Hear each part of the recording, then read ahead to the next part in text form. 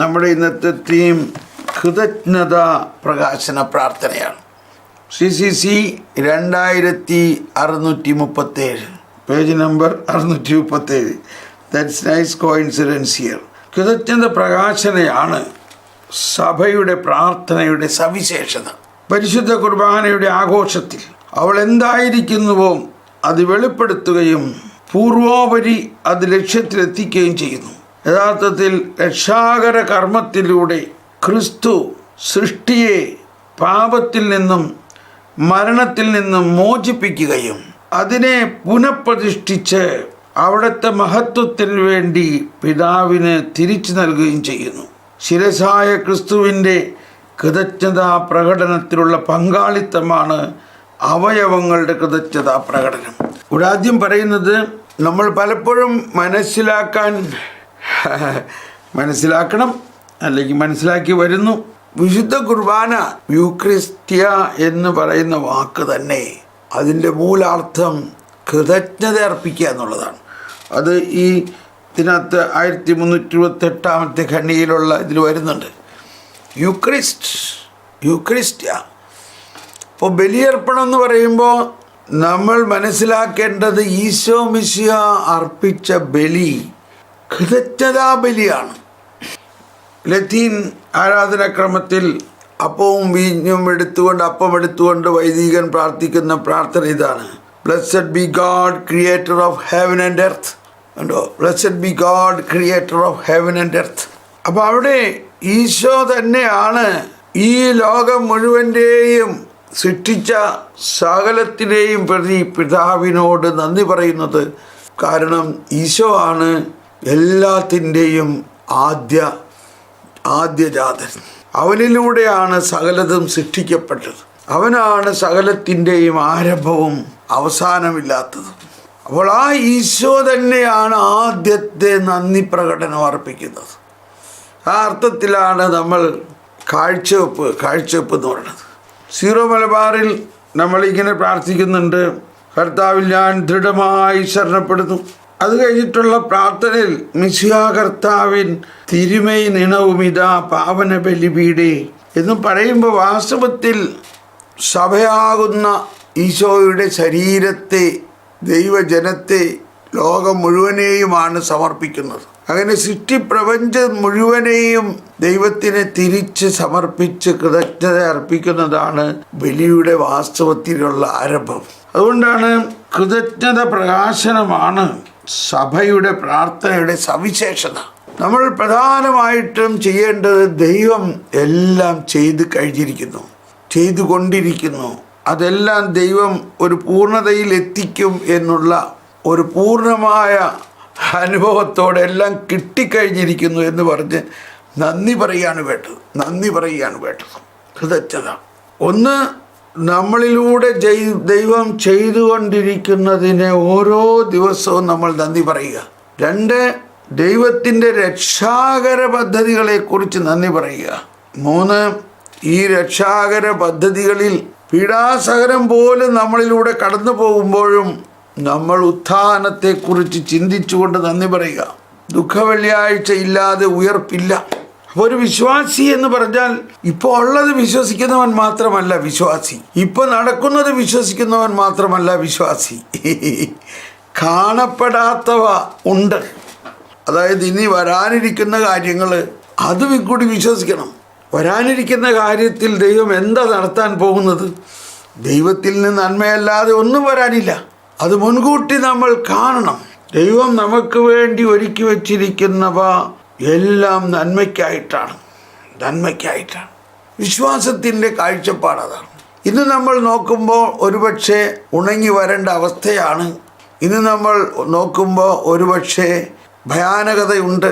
ഇന്നലത്തെ കുർബാനയുടെ ലത്തീൻ ആരാധനക്രമത്തിൽ ആദ്യത്തെ വായന ഏലിയ പ്രവാചകൻ്റെ കരച്ചിലാണ്: എനിക്ക് മരിച്ചാൽ മതി എന്ന് പറഞ്ഞിരിക്കുമ്പോൾ കർത്താവിൻ്റെ ദൂതൻ ഒരപ്പം കൊണ്ടുവന്ന് കൊടുത്തിട്ട് എന്നിട്ട് ഭക്ഷിക്കാൻ പറഞ്ഞു. കണ്ണും തിരുമ്മി കോട്ടുവായിട്ട് കൊണ്ട് അതെടുത്ത് ഭക്ഷിച്ചു.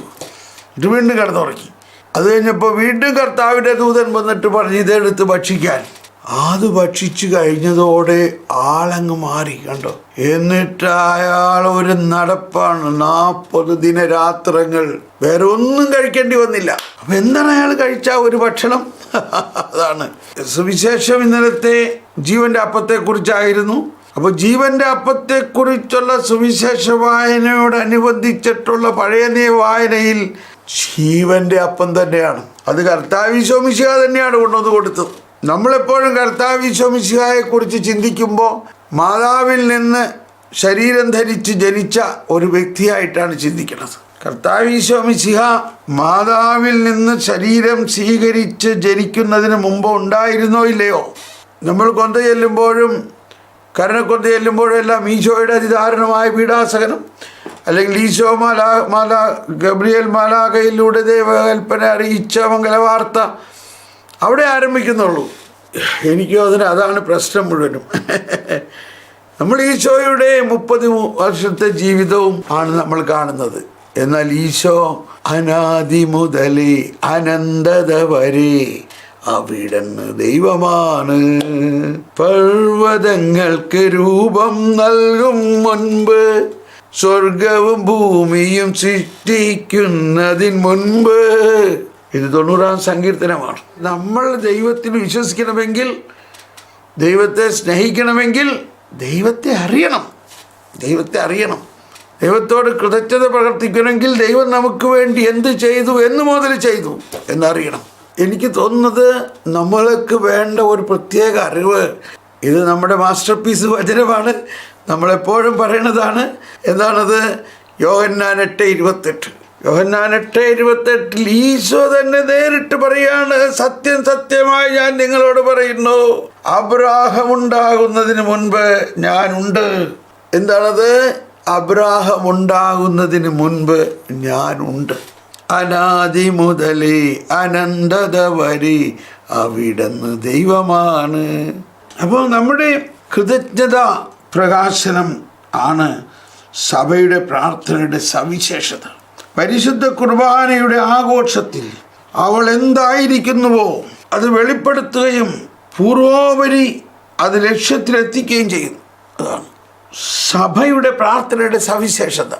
പരിശുദ്ധ കത്തോലിക്ക സഭയുടെ ഏറ്റവും ഔദ്യോഗികമായ പ്രാർത്ഥനയാണ് വിശുദ്ധ കുർബാനയാകുന്ന കൃതജ്ഞതാ സ്തോത്ര പ്രാർത്ഥന. വിശുദ്ധ കുർബാനയുടെ ഏറ്റവും പ്രധാന തീം ഇതാണ്, കൃതജ്ഞതാ ബലിയാണ് നമ്മൾ അർപ്പിക്കുന്നത്.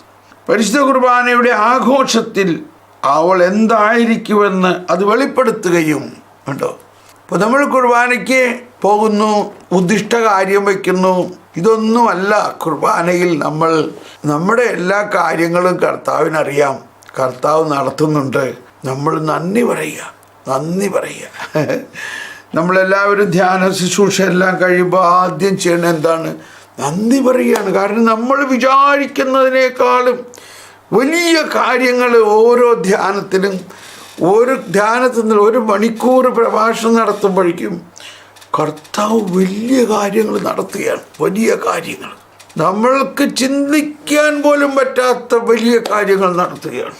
നമ്മുടെ ജീവിതത്തെ നമ്മൾ കാണേണ്ടത് അങ്ങനെയാണ്. കർത്താവ് നമ്മൾ ഓരോരുത്തരിലൂടെയും, പലപ്പോഴും നമ്മളിൽ പലരും ചെയ്യുന്ന കാര്യങ്ങൾ പ്രകടമായി കാണാത്ത കാര്യങ്ങളാണ്.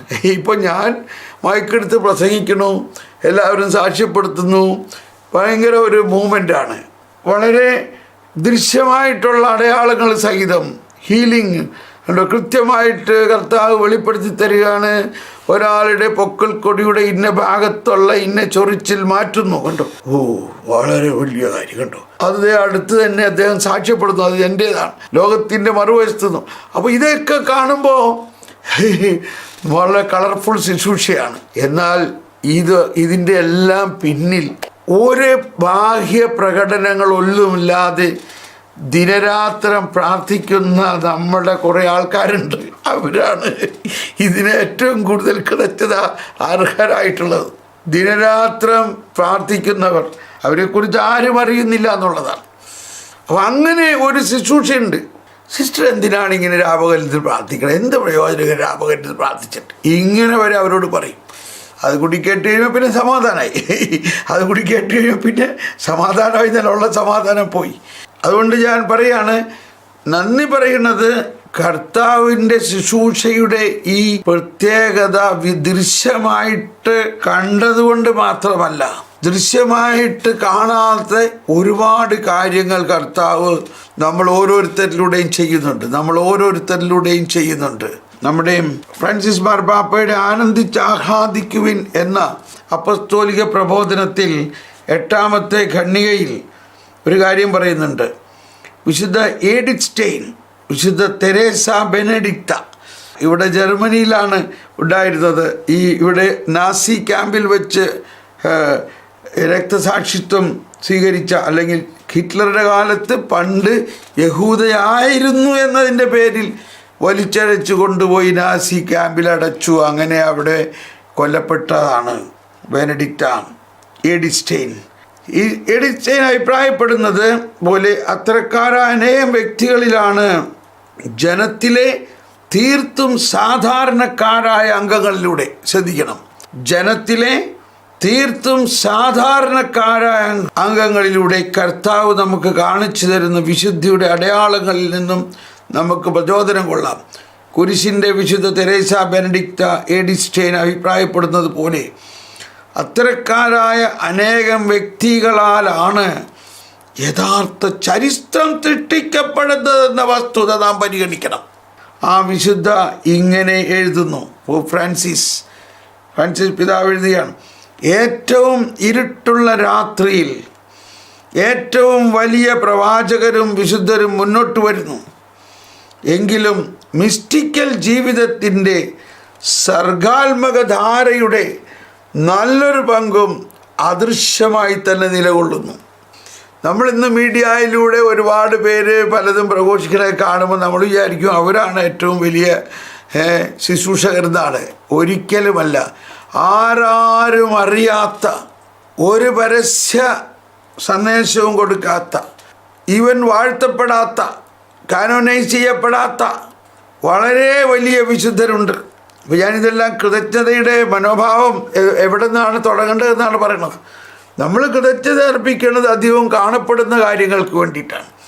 നമ്മുടെ തന്നെ വയസ്സായ അമ്മാമ്മമാർ വീട്ടിലിരുന്നു കൊണ്ട് എന്തോരം പ്രാർത്ഥിച്ചിട്ടുണ്ട്, അവരെക്കുറിച്ച് ആരെങ്കിലും അറിയോ? അപ്പോൾ അങ്ങനെയുള്ള ഒരാകാം. അതോടൊപ്പം സന്യാസ ജീവിതത്തിൽ ഒരു അപ്രീസിയേഷനും ഇല്ലാതെ എല്ലാവരാലും തിരസ്കരിക്കപ്പെട്ട് എവിടെയോ ഒരു മൂലക്കെ ഇരുന്നു കൊണ്ട് പ്രാർത്ഥിച്ചു കൊണ്ടിരിക്കുന്നവരുണ്ട്. അപ്പോൾ അവരെല്ലാമാണ് ഇവിടെ പറയുന്നത്. എങ്കിലും മിസ്റ്റിക്കൽ ജീവിതത്തിൻ്റെ സർഗാത്മകധാരയുടെ നല്ലൊരു പങ്കും അദൃശ്യമായി തന്നെ നിലകൊള്ളുന്നു. ഇതാണ്, അദൃശ്യമായി നിലകൊള്ളുന്നു. നമ്മളെപ്പോഴും ദൃശ്യമായ ശുശ്രൂഷകളാണ് എപ്പോഴും കാണുന്നത്. എന്നാൽ ഈ ദൃശ്യമായ ശുശ്രൂഷകളുടെ എല്ലാം പിന്നിൽ അദൃശ്യമായ നിരവധി പേരുടെ ശുശ്രൂഷകളുണ്ട്. യഥാർത്ഥത്തിൽ ലോക ചരിത്രത്തിൽ വലിയൊരു കാര്യമാണ് ഇവിടെ പറയുന്നത്. സഭയുടെ വലിയൊരു കാര്യമാണ് ഈ പറയുന്നത്. യഥാർത്ഥത്തിൽ ലോക ചരിത്രത്തിൽ ഏറ്റവും നിർണായകമായ മാറ്റങ്ങൾ ഒരു ചരിത്ര ഗ്രന്ഥവും ഒരിക്കലും പരാമർശിക്കാത്ത ആത്മാക്കളും കൂടിയാണ് നിശ്ചയിച്ചിട്ടുള്ളത്. Praise the Lord. കണ്ടോ, യഥാർത്ഥത്തിൽ ലോക ചരിത്രത്തിൽ ഏറ്റവും നിർണായകമായ മാറ്റങ്ങൾ ഒരു ചരിത്ര ഗ്രന്ഥവും ഒരിക്കലും പരാമർശിക്കാത്ത ആത്മാക്കളും കൂടിയാണ് നിശ്ചയിച്ചിട്ടുള്ളത്. നമ്മുടെ വ്യക്തിപരമായ ജീവിതത്തിലെ നിർണായകമായ മാറ്റത്തിന് കാരണക്കാരായ ആത്മാക്കളെ നിഗൂഢമായതെല്ലാം വെളിപ്പെടുത്തപ്പെടുന്ന ദിവസത്തിൽ മാത്രമേ നാം കാണുകയുള്ളൂ. നാം സ്വർഗത്തിൽ ചെന്ന് കഴിയുമ്പോഴേ നമ്മളെ മനസ്സിലാകുകയുള്ളൂ, ദൈവമേ, ഈ ആത്മാവാണ് എന്നെ ഇത്രയും സഹായിച്ചത്. അപ്പോൾ കൃതജ്ഞതാ പ്രകടനത്തിനെക്കുറിച്ച് നമ്മൾ ചിന്തിക്കുമ്പോൾ നമുക്കുണ്ടായിരിക്കേണ്ട വളരെ വലിയ ഒരു വെളിപാടിതാണ്. നമ്മളെ കൃതജ്ഞത പ്രകടിപ്പിക്കണമെന്ന് മാത്രമല്ല, ഈ ദൃശ്യമായ കാര്യങ്ങളെക്കുറിച്ച് മാത്രം കൃതജ്ഞത പ്രകടിപ്പിച്ചാൽ പോരാ. സഭയുടെ കൃതജ്ഞതാ പ്രകാശനം വിശുദ്ധ കുർബാനയിലൂടെയാണ്.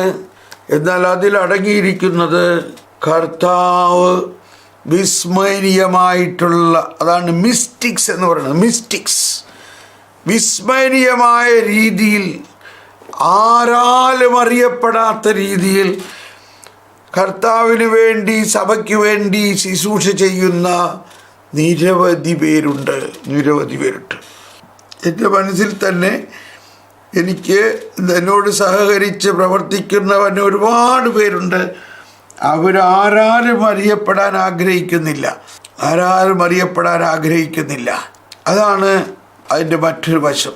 ഒരു കൃതജ്ഞതയും ഒരു നന്ദി പ്രകടനവും ഒരു പൂച്ചെണ്ടും അവർക്ക് ആരും കൊടുക്കണമെന്നും ആഗ്രഹിക്കുന്നില്ല. വരുവിൻ, നമുക്ക് ഈ ക്ലാസ് ഇവിടെ ഇപ്പോൾ സമാപിപ്പിക്കേണ്ടിയിരിക്കുന്നു. നമുക്കിത് തുടർന്ന് നാളെ കേൾക്കാം. ബാക്കി ഉള്ള സൈഡിലുള്ള പാരഗ്രാഫെല്ലാം നമുക്ക് നാളെ പഠിക്കാം.